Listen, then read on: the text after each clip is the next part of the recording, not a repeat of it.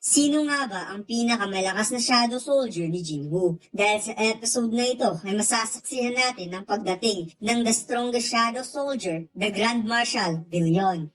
Matapos ang pagising ni Jinwoo, kasama ang tunay na kapangyarihan ng pagiging Monarch of Shadow, na-realize ng King of Snow ang difference sa lakas niya kumpara kay Jinwoo. Nawika pa niya na para dong pader na hindi kayang akyatin ang namamagitan sa kanila. Nagpalabas ng massive mana circle si Jinwoo upang hanapin ang King of Beasts. Hanggang sa lumaki ito at nang mas lalo pang lumaki to the point na sinakop niya ang buong planetang Earth gamit lang ang kanyang sariling mana para lang hanapin ng King of Beasts. At makikita natin mga lods na hindi ka panipaniwala sa sobrang lawak ng kapangyarihan ni Jinwoo bilang Monarch of Shadow. Kaagad niyang nakita kung nasaan nagtatago ang King of Beasts, habang ang King of Snow napansin niya ang isang opportunity dahil nakatalikod si Jinwoo at ang opportunity na ito para sa kanya ay hindi na mauulit pa. Kaagad naghanda ng isang final blow ang King of Snow gamit ang buong lakas para lang sa isang pagkakataon at isang atake lamang ang kailangan niya para talunin ang Monarch of Shadow.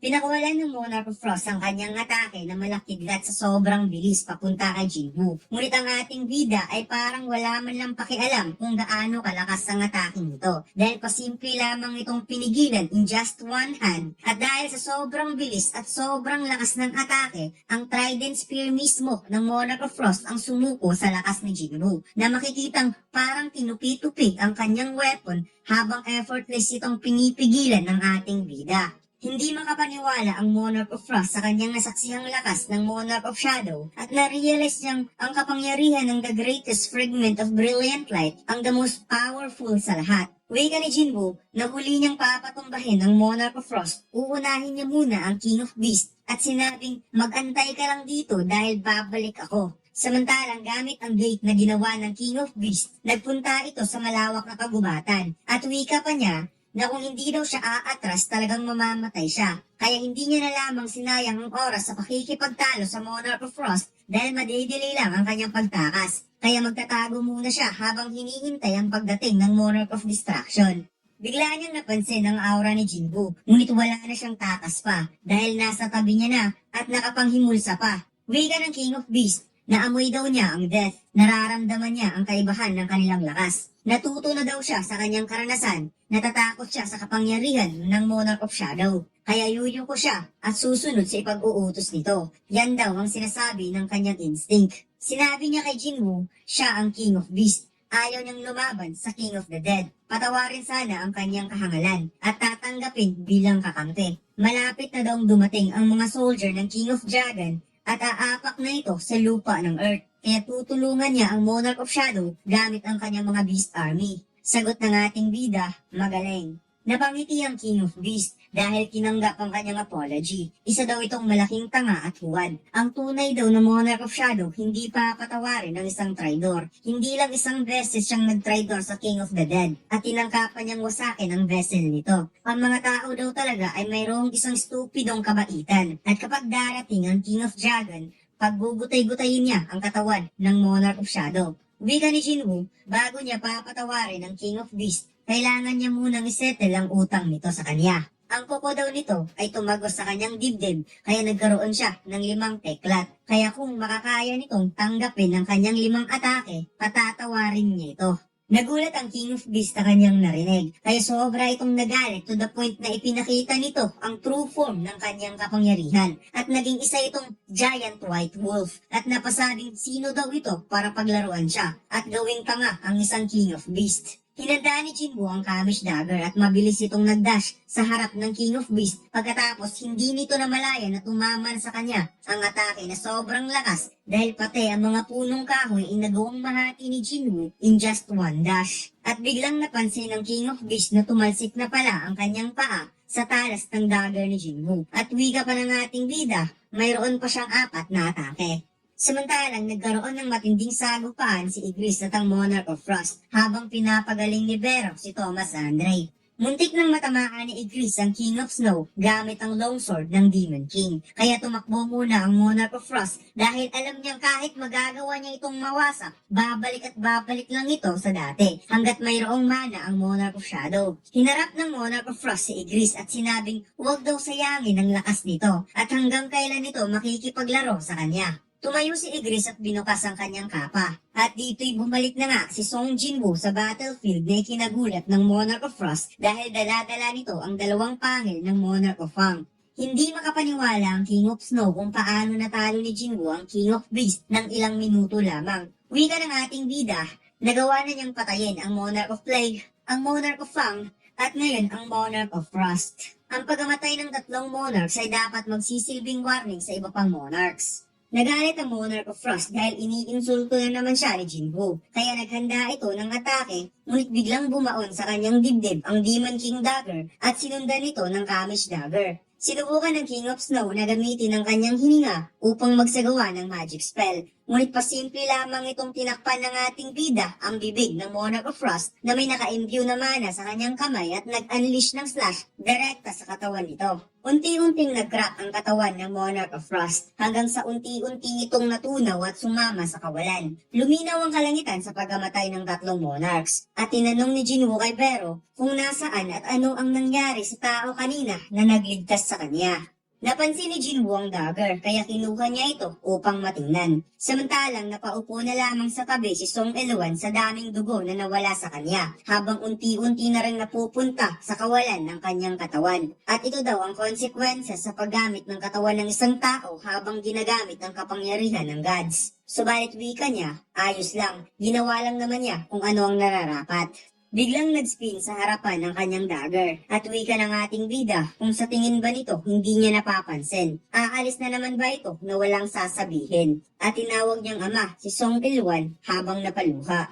At kung umabot ka hanggang dito mga lods, bigyan mo naman ako ng isang like. Pagkatapos, lumipat ang eksena sa isang gate. Ipinakita dito si Hunter Song Elwan na nasa loob ng gate. At pagkatapos nitong talunin ang dungeon boss, hindi nito nagawang makalabas kaya tuluyan itong natrap sa loob ng Dimensional Rift.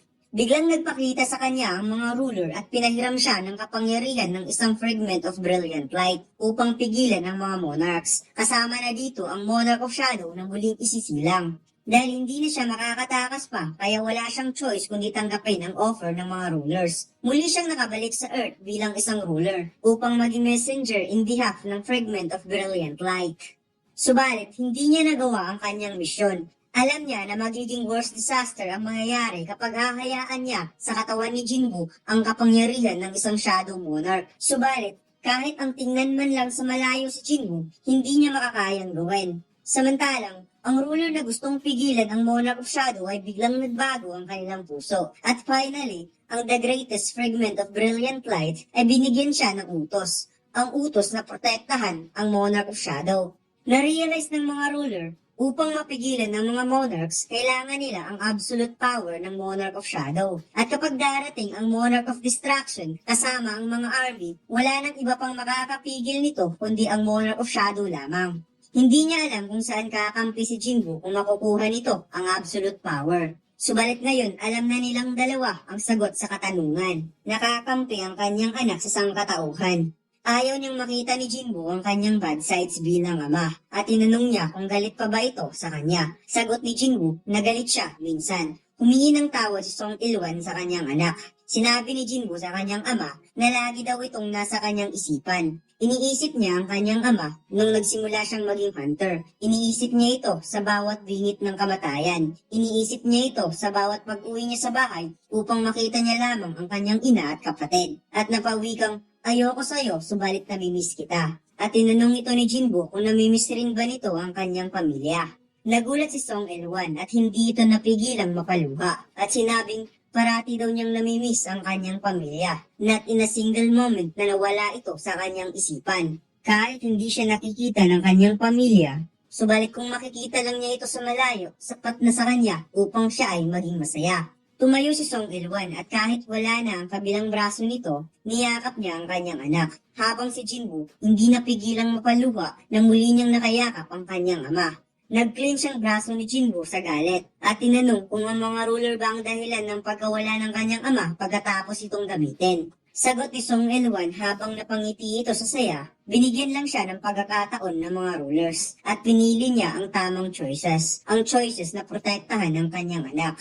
Wika ni Song Ilwan sa kanyang anak na sana nabigyan pa siya ng oras para kay Jinwoo at sa kanyang pamilya. Kaya humingi siya ng tawad dahil hindi niya na ito magagawa. Hindi siya naging magaling na ama para kay Jinwoo. Habang tuluyan ang naglaho ang katawan ni Song Ilwan at napunta na ito sa kawalan at naiwan na lamang si Jinwoo na nag-iisa. Hindi niya na nagawang mahawakan ng kanyang ama kaya nag-clinch na lamang ito at sumigaw sa galit. Samantalang ang ina ni Jinwoo ay nakatingin sa bintana at sinasabi nito kay Jin-ah na lumipat na sila ng bagong bahay habang lumuluha ang kanilang ina. Sumigaw si Jinwoo sa kalangitan at tinawag niya ang mga monarchs at sinabing sisiguraduhin niyang magbabayad ang mga monarchs sa nangyari sa kanya sa araw na ito. Ito ang araw kung saan umiyak ang Shadow Monarch sa sobrang galit at minarkahan ang simula ng kanyang digmaan laban sa mga monarchs. Si Thomas Andre ay naging maayos ang kalagayan. Ang mga ambulansya ay kaagad dumating upang matransport ang mga sugatan papuntang hospital, habang nakauwi na si Jinwoo sa kanilang bahay at niyakap niya ang kanyang kapatid at ina. Samantalang si Baek Kyun-ho at Choi Jong-in ay tumulong upang linisin ang city, habang si Chairman Woo Jin-chul minaiging minamonitor ang city at naaalala niya ang sinabi ni Jinwoo sa kanya na nanunumpa itong papatayin nito ang pumatay kay Chairman Go Geun-hye. At saka na daw si Jin-chul magpapasalamat kapag nagagawa niya ito at na-realize niyang ang Ice Elves ang pumatay sa former Chairman Go Geun-hye. Official nang inulat ng Hunter Association na patay na ang tatlong beast at ang mga damage ay unti-unti nang nalinis. Subalit ilang araw lang ang nakalipas, isa na namang disaster ang muling nagpakita. Nagtipon-tipon ang lahat ng mga hunters sa buong mundo upang abangan ang pagbubukas ng napakalaking gate. At nag-participate dito ang 7-star hunter Liu Zigang kasama ang mga Chinese hunter, ang national level hunter na si Thomas Andre kasama ang Scavenger Guild. Habang minamasdan ni Jinwoo ang malaking gate, lumapit sa kanya si Cha Hae-en. Wika ni Cha Hae-en na ngayon lang niya napansin na parang kinakabahan daw si Jinwoo. Napansin ng ating bida na malapit nang nagbubukas ang gate at naghanda na rin ang lahat ng mga hunter sa paparating na kalaban. Nakita ni Jinwoo ang isang maitim na pakpak, habang nakikita naman ng mga hunter ang napakaraming army at hindi daw ito mabibilang sa sobrang dami. Samantalang si Jinwoo ay nagulat sa kanyang nakita dahil nakita niya ang mga Shadow Soldier. Lumabas ang napakaraming Shadow Soldier at mga naglalaki ng dragon. At heto na nga mga lods, lumabas ang the strongest Shadow Soldier, the Grand Marshal Billion. At dito lang nagtatapos ang ating kwento mga lods. Huwag mo sanang kalimutang mag-like, comment at mag-subscribe sa ating YouTube channel at mag-follow sa ating Facebook page. Salamat!